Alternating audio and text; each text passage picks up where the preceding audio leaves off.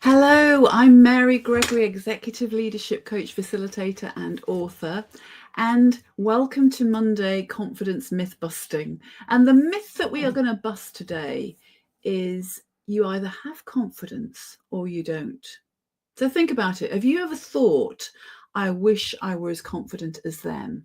Or felt like confidence was an elusive trait that only some people were born with?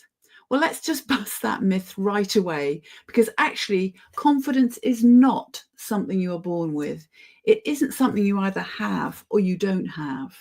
It's a skill. There are things you can do and say that will help you appear more confident and also feel more confident ultimately as well. So it's something you can definitely learn and develop. So here's the truth. The people you admire for their confidence weren't born that way. They've practiced, they've stretched themselves, and you can do that too. You think about any of you that have learned to drive a car, how you might have shaken at that first lesson, but how the more that you've gone on and practiced and driven your car and eventually passed your driving test, the more confident you are because you've kept practicing. It's the same for confidence in being a leader and engaging others. The more you practice, the easier it all gets. So here's 3 ways that you can start practicing today.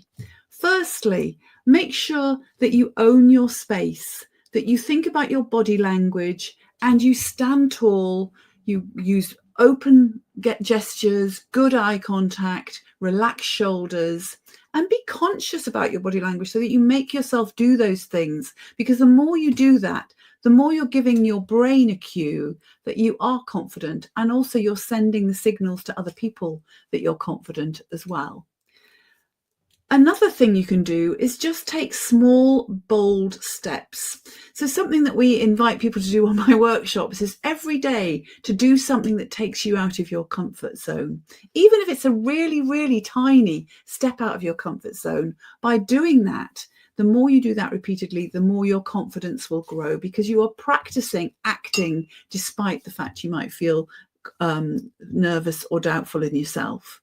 Try, for example, speaking up in a meeting. Try something that you've been putting off. Try getting into action and actually just taking the first step and getting that thing done.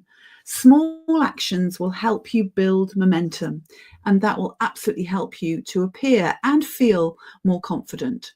And then finally, that good old voice in your head, that inner critic that's going on there telling you you're not good enough, catch yourself when you've got that inner critic telling you that you can't do something, and make sure you replace it with something stronger. For example, rather than you can't do this, acknowledge this might be hard, but I'm going to do my best to figure out how I can do it.